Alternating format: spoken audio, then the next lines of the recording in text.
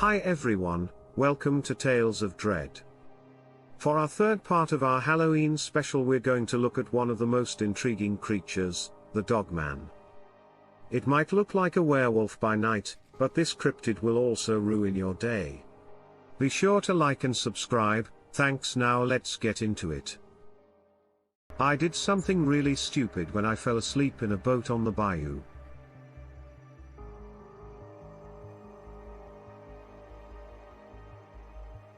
The number of alligators and crocodiles was high at the time, so it was especially stupid of me to do that.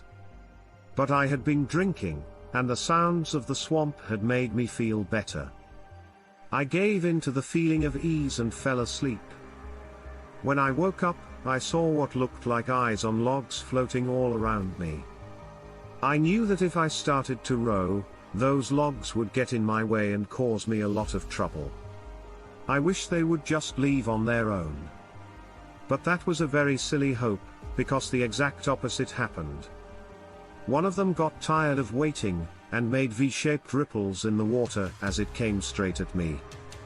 Now, it could have been the alcohol or the hangover from it. But I saw that crocodile or alligator or whatever it was coming straight for me, and I was ready to run. But then there was a ripple and some bubbles on the water's surface, and the alligator or whatever it was gone. But the others started running away from where I was. I thought the one alligator that was underwater would jump out of the water and hit my boat, but it came out on the other side of the bank and looked like it was trying to get away.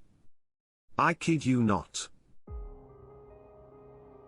A huge black hand with sharp claws reached out of the water, grabbed its tail, and pulled it back under the water with so much force that it couldn't have survived. Now,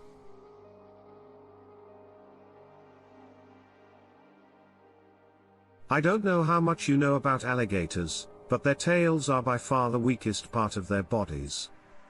The fact that this animal was dragged back into the water by its tail with only one hand raised serious questions about what or who was handling it. A few seconds later, I saw that there was no man there. The man in charge of the chaotic splashing drifted over to the bank, where a huge monster that looked like a slimy wolf came out with a firm grip on the crocs, even as the dead body thrashed around. There was no way out, and for a moment, it was one of the biggest alligators I'd ever seen. I thought the whole thing would turn around because it had an alligator in its mouth and a big monster's head, but it used its two huge claws to grab the sides of its mouth and pull it wide open. I could hear the animal's jaws breaking, so I knew right away that it was dead. Then, this huge wolf monster beat its prey against a tree in a fit of rage. Never see a crocodile get beaten until its brains fall out. I did that day. It was great and scary at the same time. Even though I had just sat down to eat, I couldn't help but feel sorry for him. It literally had no chance to fight back.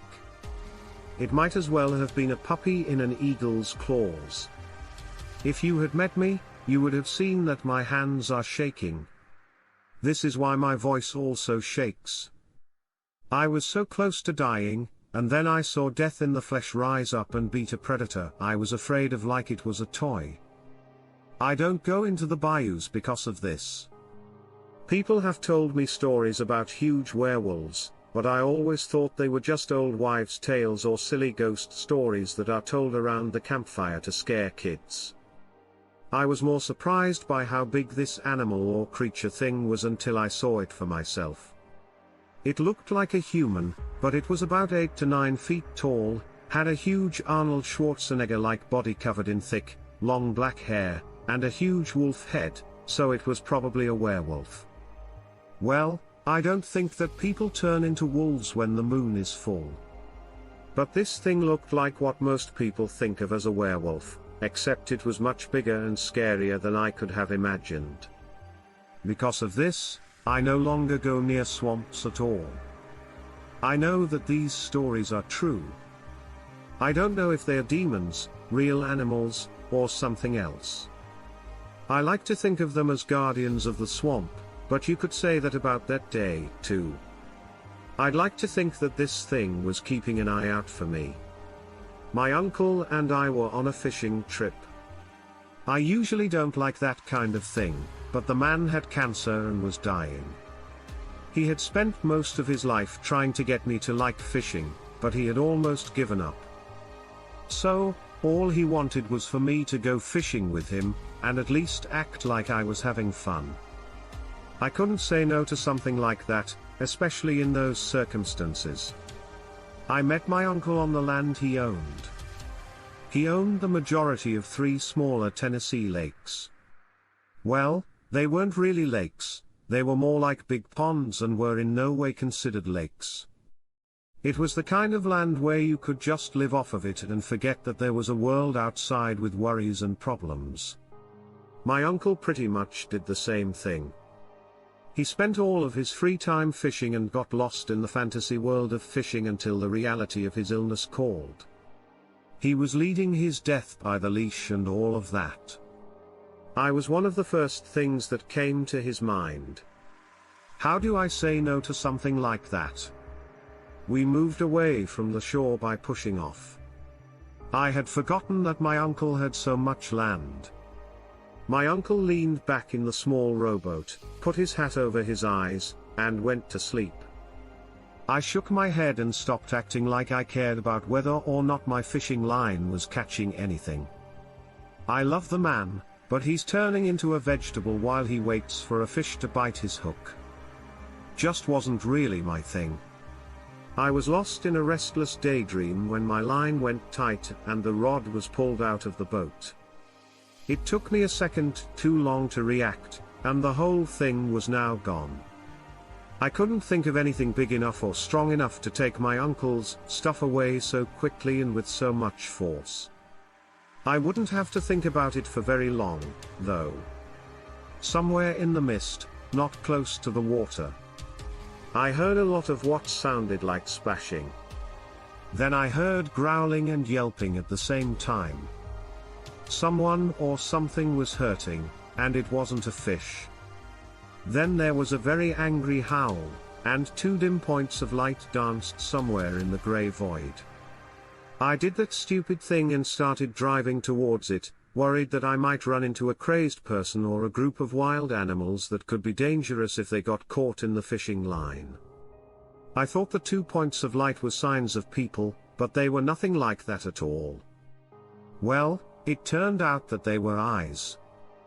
It reminded me of an old cartoon I used to watch when I was a kid. It was a huge monster that looked like a wolf that had a hook stuck in its body and was struggling to get it out. Its clawed fingers couldn't do the fine work needed to get a small but strong hook out of its body, and the hook was now getting caught in the line. The thing looked angry and maybe even sad. Just seeing it was scary.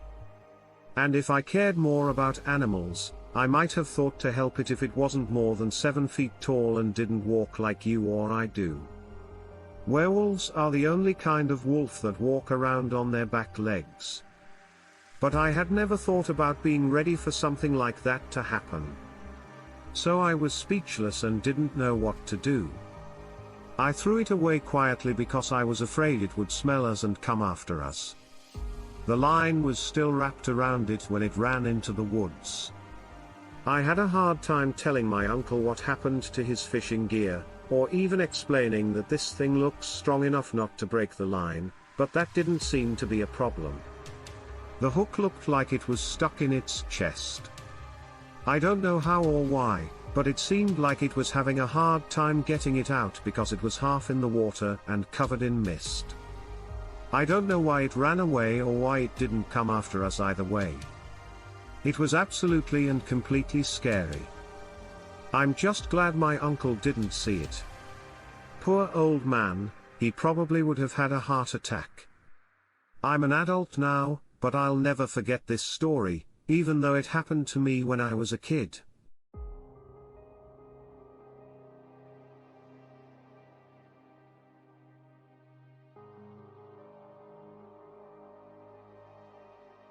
It's one of the scariest things I've ever seen, and it's kept me up at night for years. I was 10 years old at the time, and my brothers were 6 and 13 years old. We were all going on a great trip with our parents. So, that's how we felt about it. In reality, we were in a truck pulling a trailer. We thought we were going to spend a few days driving around and looking for fun things to do during the day and cool places to park at night. When it happened, we were on our way back from one of the fun places, a carnival where I finally got to ride some of the big kid rides, and we were looking for a place to camp for the night. It was early evening, around 8:30 p.m., and since it was summer, it was still pretty light outside. My little brother was fast asleep because all the fun had worn him out, and I remember thinking that I would probably do the same as soon as my dad found a place to park. At that moment, there was a very loud bang from the back of the trailer. My dad stopped and swore, and my mom told him to get out and check it because a deer might have run into the back. She loved all animals, stray or not, so she didn't want to think that it might be hurt and lying out there. My dad opened the door and told us all to stay in the truck while he looked. We did, but we moved around so we could see what was going on. After a few minutes, he went back to the window to talk to Mom, and I remember that he looked kind of confused. The back of the trailer has a big dent, but I don't see any animal anywhere. I can't think of a single animal that could do that and then just leave. Since it was the 1970s and there was much less traffic on the roads and we were in the middle of nowhere, of course we all wanted to go out and see it. It was very unlikely that another car would speed through. So, everyone except my brother Jimmy went back to the trailer. Jimmy had been sleeping through the whole show. We sued, and it was strange how big the dent was. My dad might have said a few more swear words when he tried to figure out what on earth could have caused it. Then we heard the very, very low-pitched growl. My mother told us to get back in the car and lock the doors as soon as she saw what was happening. She was back in 2 minutes, but Dad stayed for only a second. He wanted to know what caused the damage, and my mom was telling Jerry to get back in the car, but for some reason, my dad moved closer to the side of the road where the growling was coming from. All of us had to turn around in our seats to see. And that's when we saw this thing. It came out of the trees on the side of the road. It looked huge, and it was bigger and taller than my dad, with thick black hair all over it. It stood up like a person, and had long arms that hung down.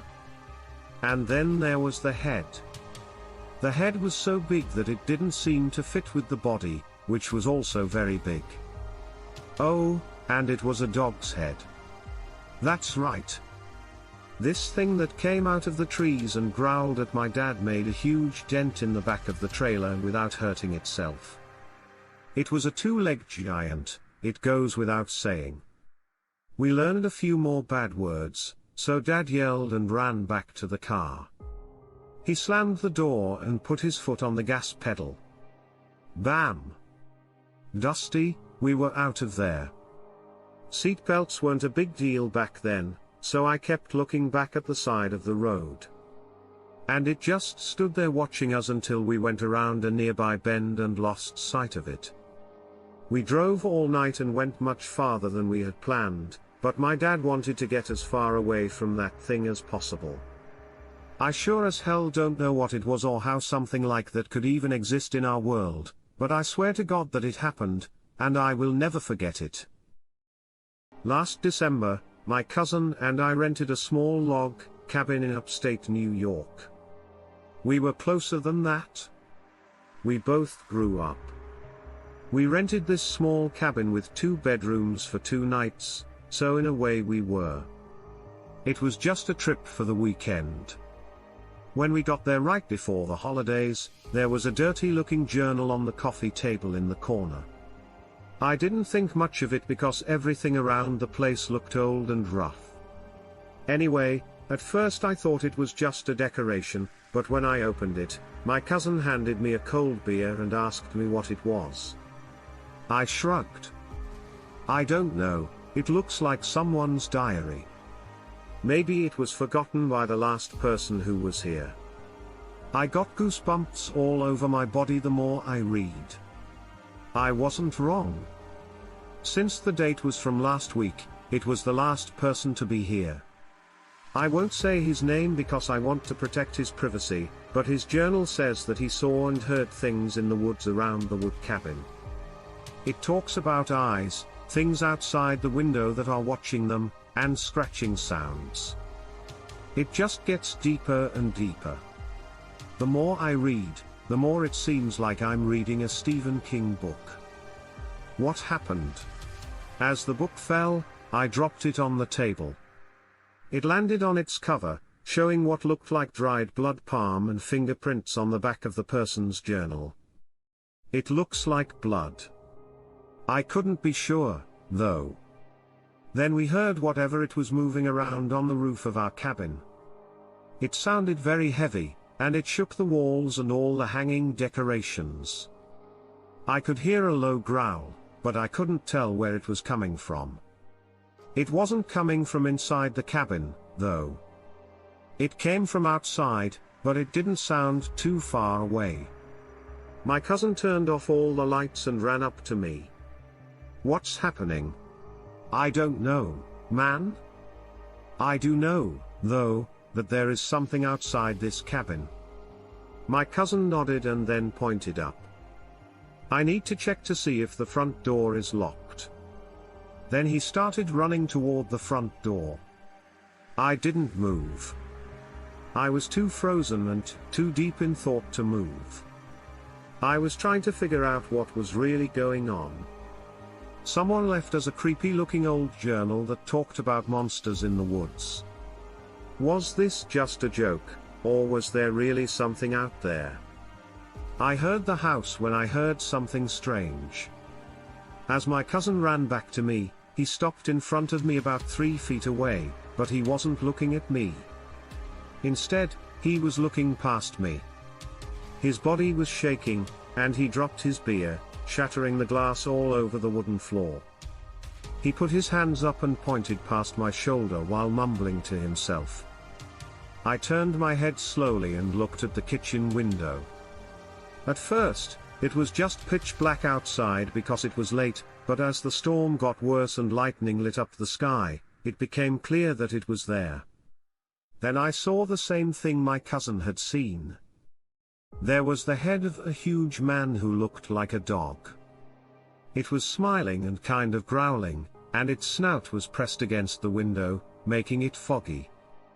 Its large hand was pressed up slightly against the window, as if it were twiddling its claw and scratching the glass with its claw-like nails.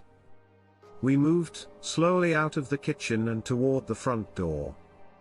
The keys were still in my pocket. After we got into the hallway, thank God, we saw that the thing on the window had gone away. "Go to your car," I told my cousin. "Now we're leaving." As we ran toward the front door, there was no time to think. The big bang on the roof came at that time. We were now on top of this thing. We didn't know where it was or what it could see from above us or if it was safe to run out to the truck at this point. If it knew we had opened the front door and gone outside, it would jump on our backs. Was it even worth taking the chance, or should we just stay home, call the police, and wait? Only one answer made sense. The answer was to try to get away. We couldn't defend ourselves because we didn't have any weapons with us.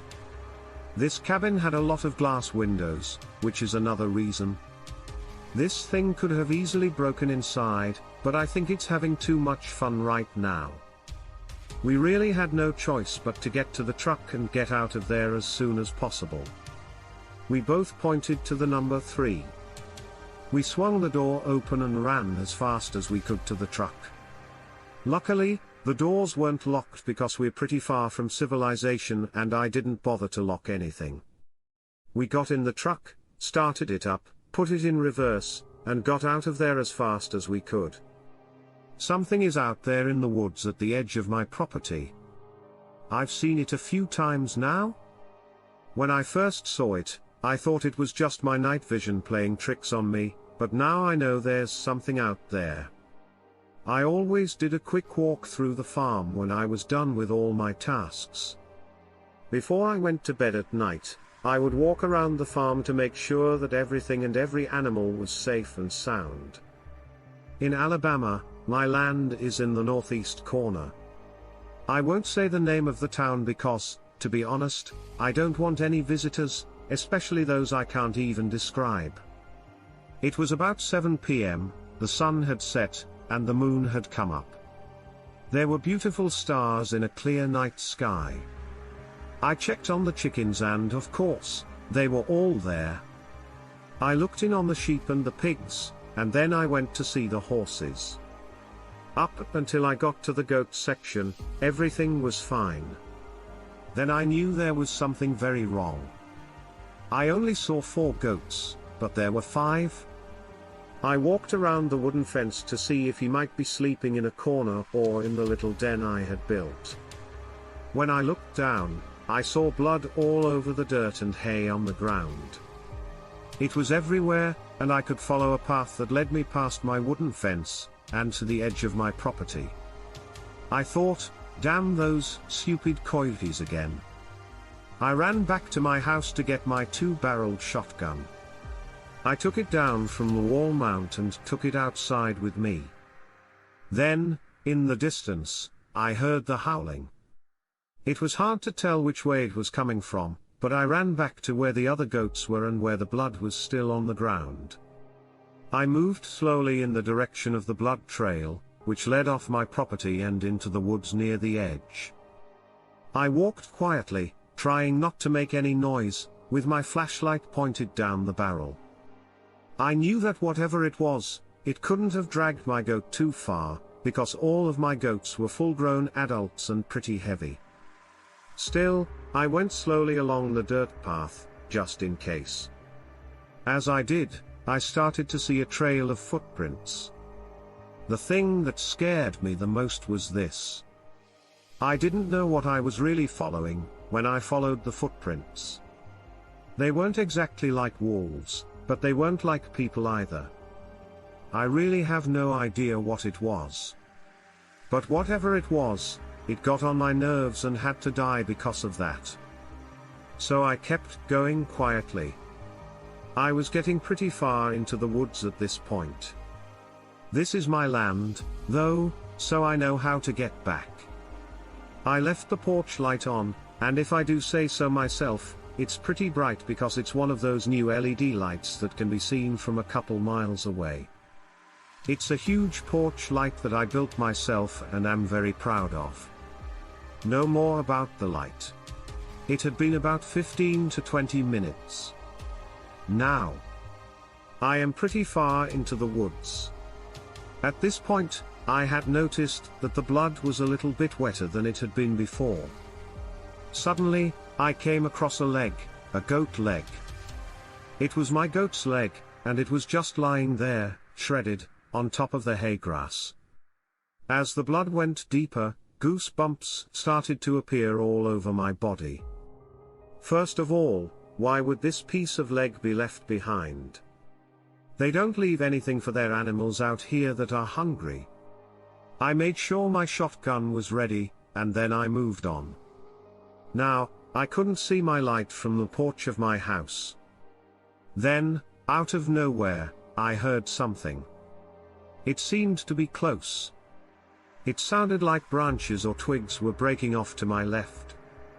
I used the flashlight in my gun to look around. It was just a bunch of moving branches. I turned around all the way around. I pointed my gun straight up. I looked everywhere, but I couldn't find anything. After taking a few more steps, I let my eyes get used to the dark. That's when I saw the eye's reflection. I could see this thing quickly chomping down on something with its teeth and fingers. As I got a closer look, I saw that this thing sort of looked like a man and sort of looked like a dog. It was a lot bigger than me, hunched over, and had a dark black face like a dog. It had sharp claws that looked more like those of a human. It was tearing my coat. No, this thing was tearing my coat to pieces. The watch was disgusting, but I didn't want to make a sound and give away my location. Luckily, I had turned off my flashlight, and I was literally shaking in my boots after this thing, which had been eating my pet for what seemed like hours, had finished. It put its nose up to the sky and began to smell the air. Oh God! I think it could smell me, because as soon as I thought that, the creature turned and looked right at me. The thing let go of my goat, and it started running straight toward me. I was very, very scared. I couldn't do anything but raise my gun, close my eyes, and pull the trigger. I heard a loud scream, but the creature was gone when I opened my eyes. No one could see it at all. I turned around and ran back as fast as I could. Direction is how I got back to my house. I was very, very scared. I didn't bother reloading my gun at all. I was still holding it, but at this point I was running full speed. I ran and ran. I can't even describe how long it seemed to take. I was really, really scared. Then the house came back. Whatever it wasn't dead, it was still very much alive. How far away was it? That was the question. I could hear something far away, but I couldn't make out what it was. I knew it was that thing, but I couldn't tell if it was walking, galloping, or just playing with me. I had no idea. I couldn't think straight at this point. I got back to my house in the end. I ran inside, locked the doors, and turned off all the lights. I got down on my knees and crept into the lower window with the blinds. I looked out the window and saw nothing. It didn't look like whatever I had shot had followed me back home. I let out a sigh of relief, and just as I did, I heard a loud banging on my wooden front door. I got up slowly from my knees and leaned my shoulder against the wall. I walked slowly to the front door and looked at the people outside. Not a single person was there. How could anyone even be there? Just then, I walked in. A couple minutes ago. As my adrenaline started to kick in, I reloaded my shotgun, unlocked the latch, and slowly opened the door. I could handle anything. At this point, I pulled out my shotgun and walked out onto the porch, but there was nothing there and no one was there. I slowly lowered my head and looked to see what was near my boots on the front porch. It was my goat's head. I live near Anchorage, but not in it. Alaska? I have lived here for 10 years. I love it so much out here. I live out in the woods. The next person to me is a long way away. I made my cabin on my own. I had some help, but it's still my work. I own the land. I don't have to worry about all the rules and regulations, mumbo jumbo, and other nonsense that you do back in California. Anyway, getting back to the point, if you want a beautiful place. I mean, when you wake up and look outside, you see the wild, the mountains in the winter, and snow that never stops falling.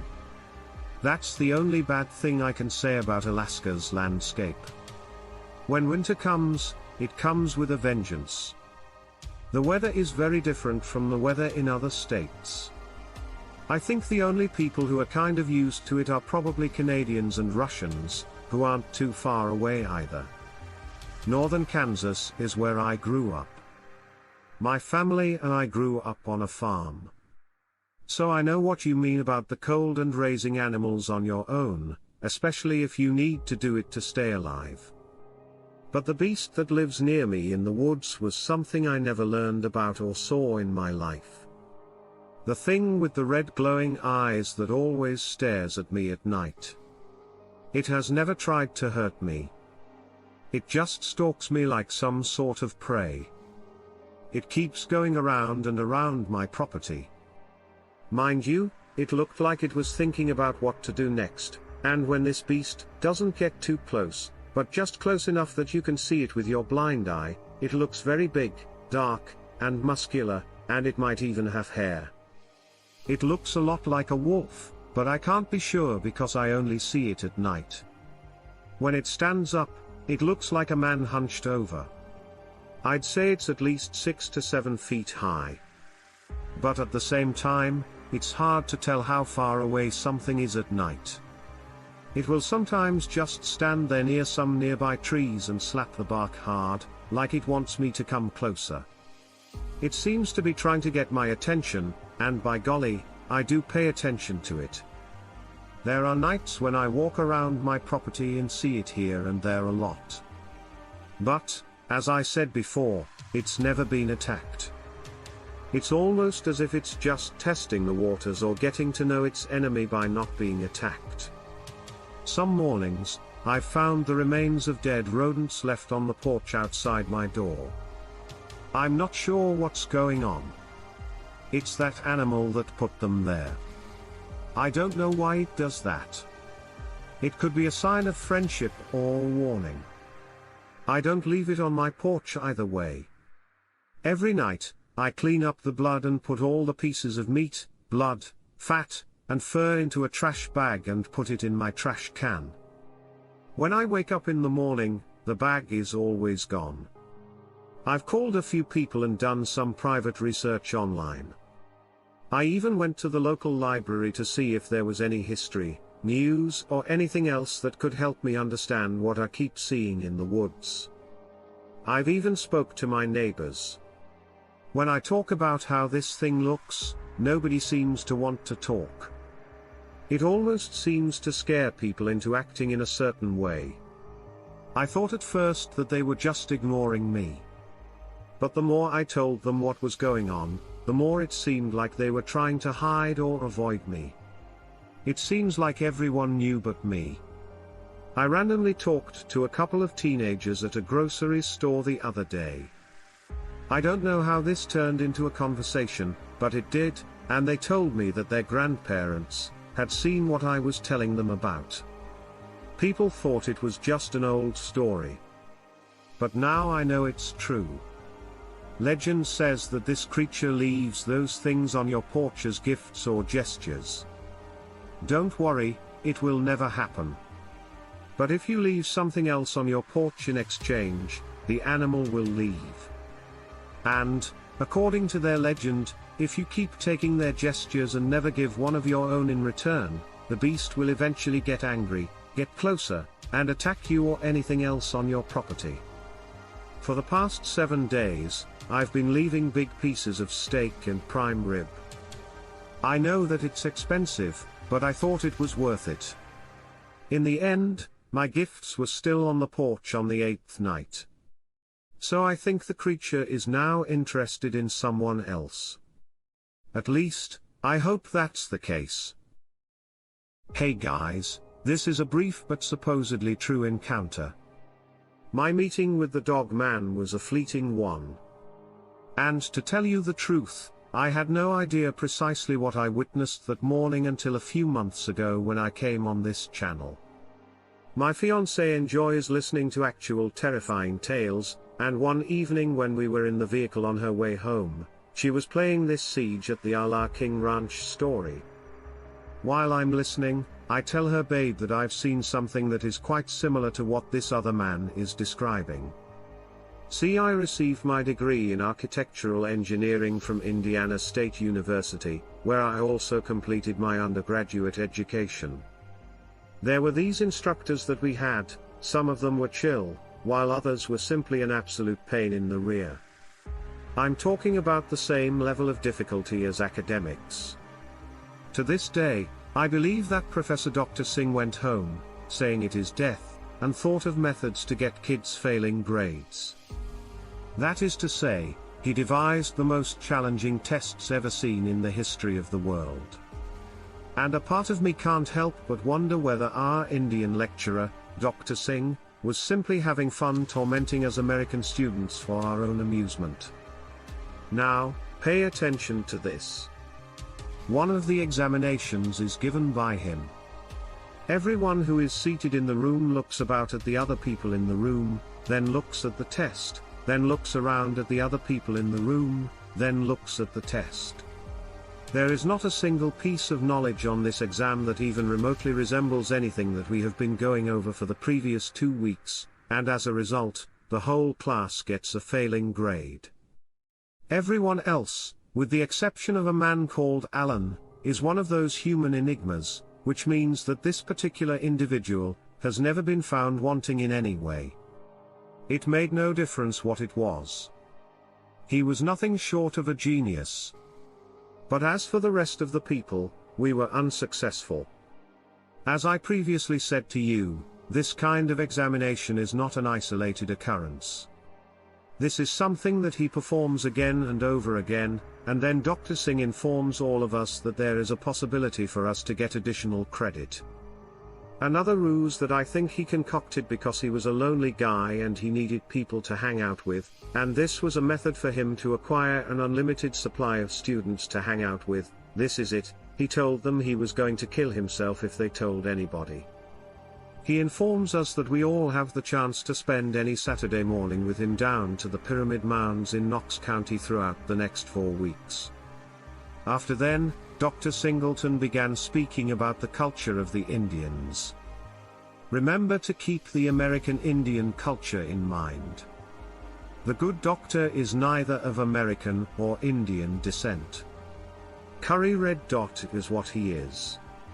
Chicken Indian left each and every one of us scratching our heads.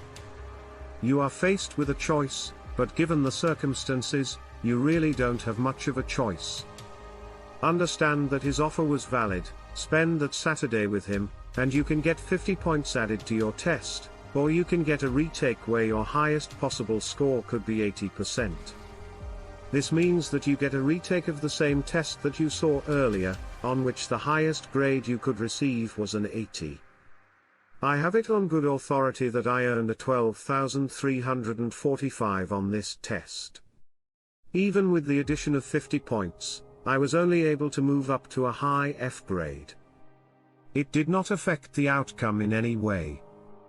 Consequently, I did not have any other option except to go ahead and embark on this journey. You should now comprehend the reasons behind my visit to the mounds. Permit me to explain how it came about that I arrived there so much earlier than expected. Now that it's Friday night, I'm well conscious of the fact that we have to leave for the mountains first thing on Saturday morning.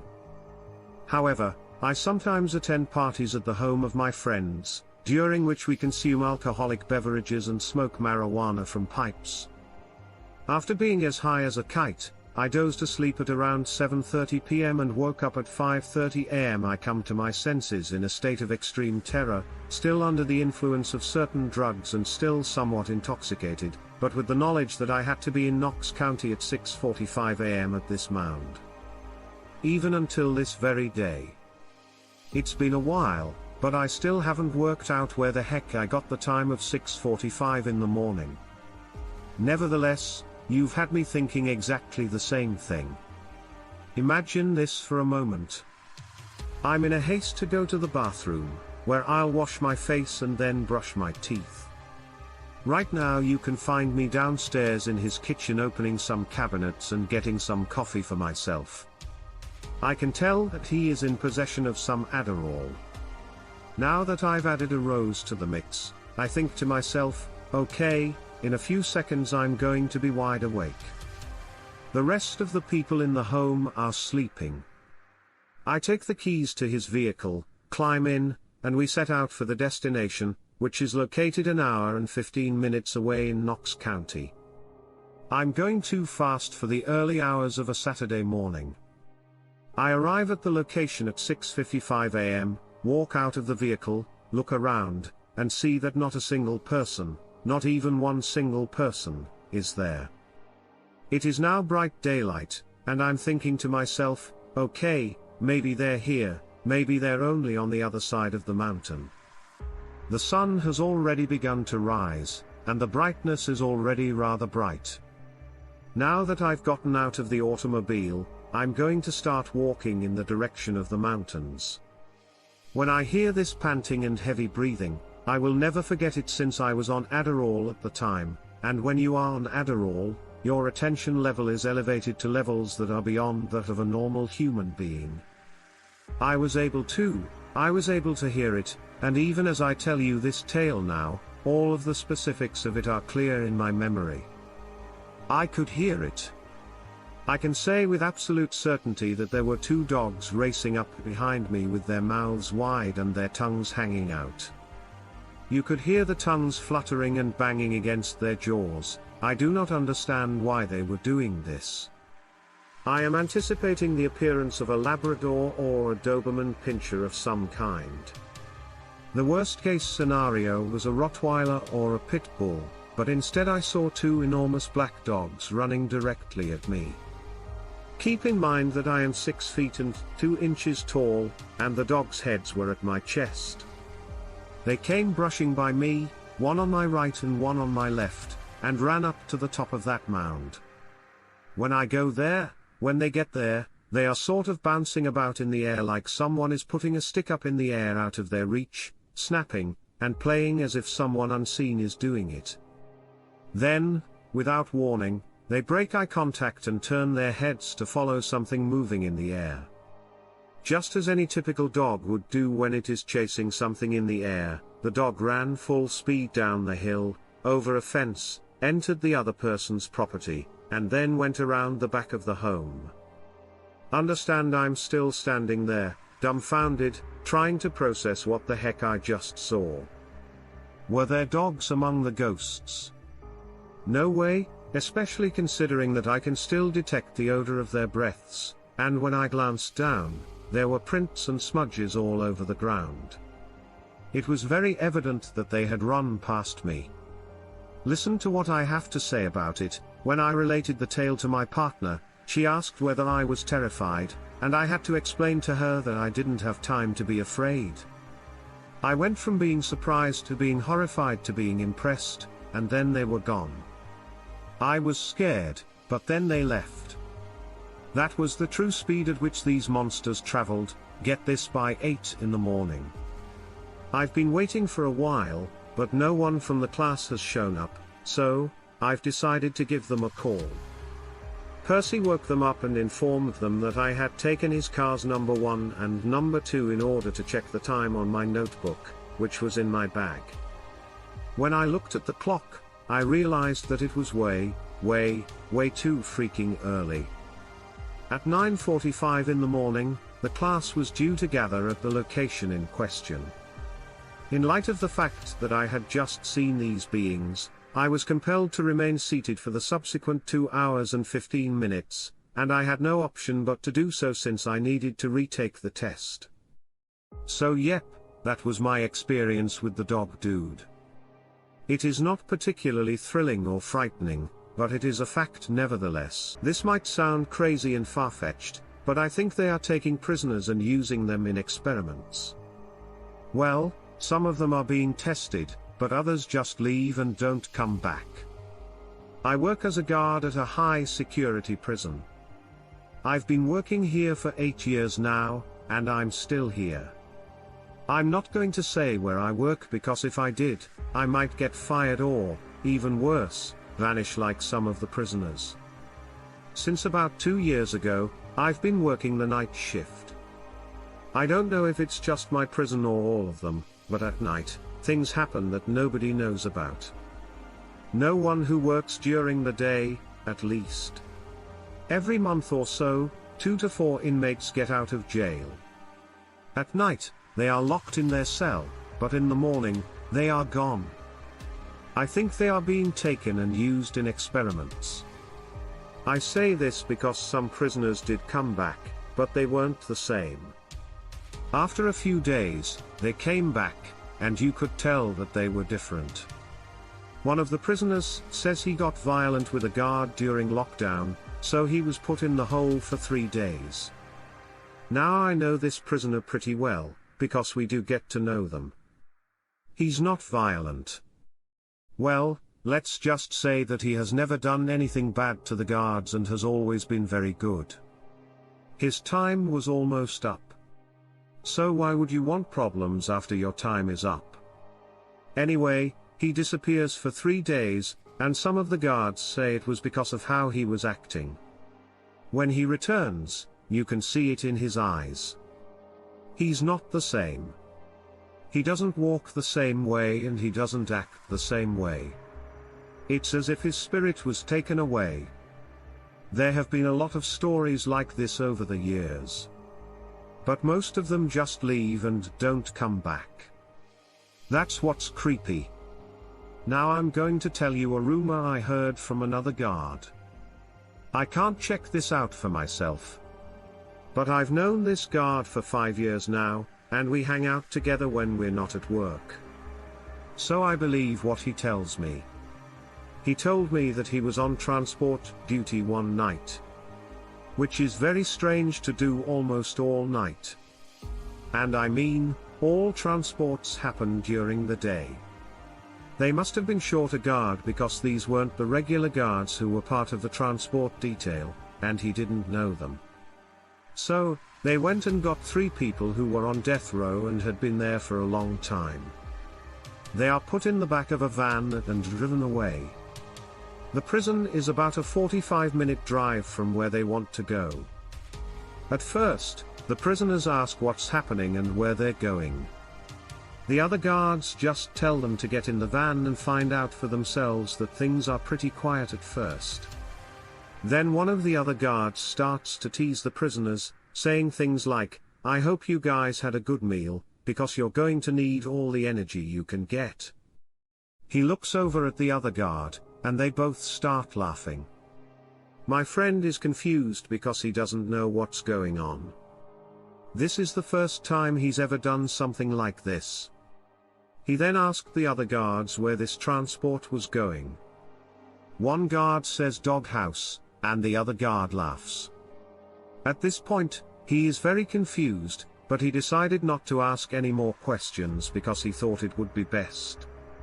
When they get there, they open the back of the van and each prisoner is pulled out by a guard.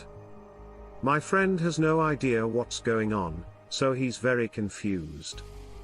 He told me that when they got to this place, it was at least 10 miles into the woods. They drove for at least 20 minutes on dirt roads.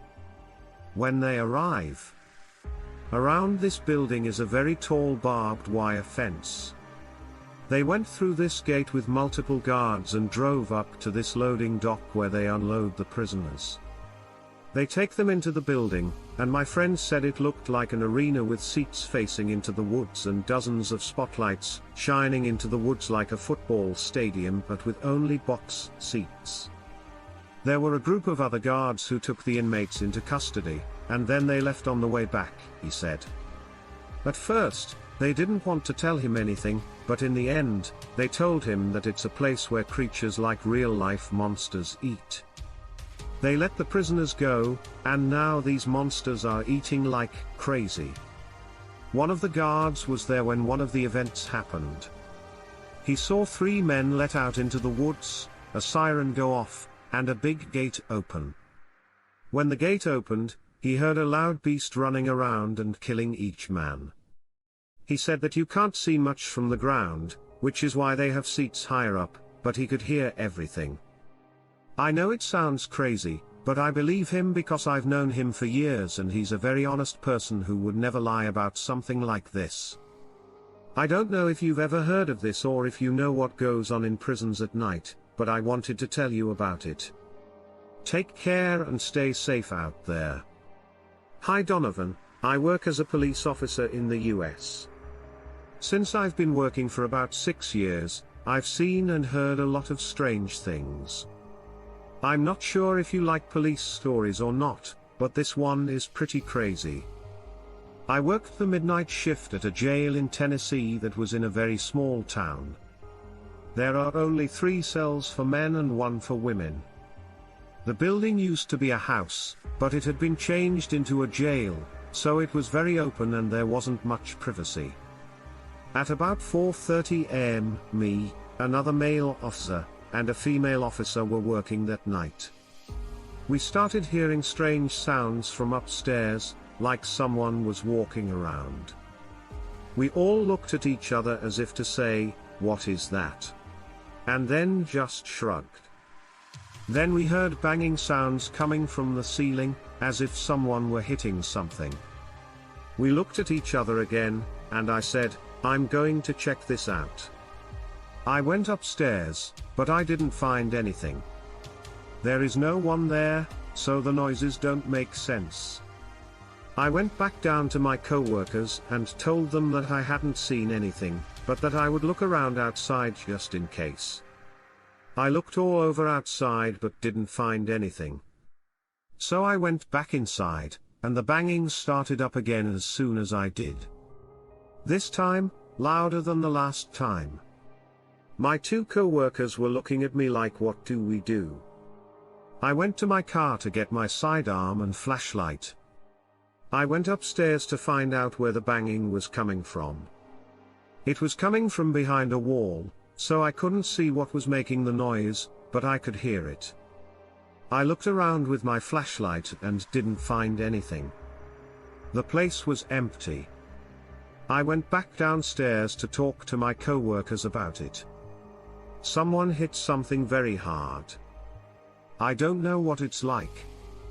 Again, we look at each other and say, "What's going on?" Then we hear a loud bang that is even louder than the first one. It sounded like it was coming from right outside the door, where there is just an open hallway that leads to the cells. Before, I opened the door and looked around with my flashlight to see what was making that noise. When something suddenly grabbed me by the shoulder and pulled me into the hallway, I fell to the ground and my flashlight flew out of my hand and broke my sidearm, which was halfway down the hallway. I turned over right away to find out what had caught my attention, but all I could see was this vapor disappearing into the air. I was so frightened. I got my flashlight and weapon and went back to where my co-workers were. They asked me right away what had happened. I told them that I saw something out in the hallway that I didn't know what it was and that it just disappeared right in front of my eyes. Even though it doesn't happen all the time, we still hear those sounds sometimes. We used to go after them, but we don't do that anymore. So far, I've tried to catch on camera some of the strange things that have happened in our jail cell. I haven't had any luck, but if I do, I'll send them in for sure. In 2004, I was part of the military police in Iraq. It was a game of Russian roulette every hour of every day. There was no way to know where these explosives were except to drive and hope that nobody's tires were in the wrong place at the wrong time. They spoke to them. Every time I escaped death, it was like getting the right answer from a coin toss. So, it goes without saying that I was always on edge, running on what I'd call Red Bull, and working 18-hour shifts. When your senses are always on high for that long, you don't always know if you can trust them. That's how your nerves get too tense, which can lead to PTSD. I had severe PTSD symptoms when I got back to the US, but you know what? It wasn't because people were shooting at me. Even though that was a big part of what I did. Iraq is like a big acid trip, as you can see. Ancient ruins of some kind are everywhere, and the people who live there don't think much of them. Things that were built around the time that Jesus walked the earth aren't important, and you'll find all kinds of things and 100 different dialects over there. It was another group of ruins like this. An old city that had fallen off the map, where thieves and thugs had set up camp and decided that I and my group were now fair game. I was in an APC, and I was in the gunner's nest on top of it. I left the steering wheel of my car in the hands of other men. The group of men didn't move away from the cannon. I used to cut pieces out of the old ruins. They were hiding behind some of them, but I think that something made them come out into the open. You can't just say no to an invitation like that, I was about to shoot them down when 3 or 4 tall figures ran out of the ruins and ate them. My eyes told me that I was seeing rabid dogs walking around. My brain told me that this couldn't be happening, but those bandits weren't being killed by my hallucinations. No one stopped to eat. They started to jump towards my group like big, angry dogs. And they scared me so much that my hand was shaking so much. I almost couldn't aim the AP6 cannon or fire it. If you know anything about what happens in Iraq, you might know that giants have been found in the Iraqi mountains. Yes, I'm talking about the giants in the Bible who lived during the time of Noah but aren't talked about much. So, I had heard bits and pieces of that from other soldiers, but I didn't take it too seriously. I guess this is a cool place. And by area, I mean the whole Middle East, which is known for strange and supernatural things. So, I guess I shouldn't have been too surprised, but these big dog-like things just kind of shrugged off the bullets. 2 of them had died because of their wounds. I knew I could kill the rest of them based on what I saw, but they ran away. I took it all as a sign that I needed to take a break. My turn to sleep finally came, but that wasn't the end of my problems. Weird sounds and a strange house filled the night. My men didn't know what to think because the sounds sounded like they were coming from very large wolves. I didn't say a thing. I knew, deep down, that we were being chased. The ones that made it were real, and I'm sure they wanted to get back at us. I was confused about how I knew this. It was just a gut feeling, like when my deepest instincts turned out to be right. I just had a feeling I was going to be killed. I mean, I knew that terrorists and people who support them would strike back, but they didn't have the sharp senses that would have let them zero in on me. Just like these animals. The strange howls and growls I heard from these rabid humanoid wow dogs a few nights ago were far away, but not so far away that they would come calling if I fell asleep for too long and woke up. Not long after that, I was let go because my mental health made me unfit to serve. Many servicemen have had this happen to them, but no one ever talks about it. The howling even followed me home to Maine, showing how the things have followed me across the ocean. I can't find out. Or maybe the sound is giving me bad dreams. I don't know if they are really made of flesh and blood or only partly. Guns, barricades, and iron bars are never far enough away these days. It's the only way I could get a few hours of sleep after hearing my own heartbeat for so long. My heart will probably stop before any of these demons come to kill me. Thanks for letting me tell you my story.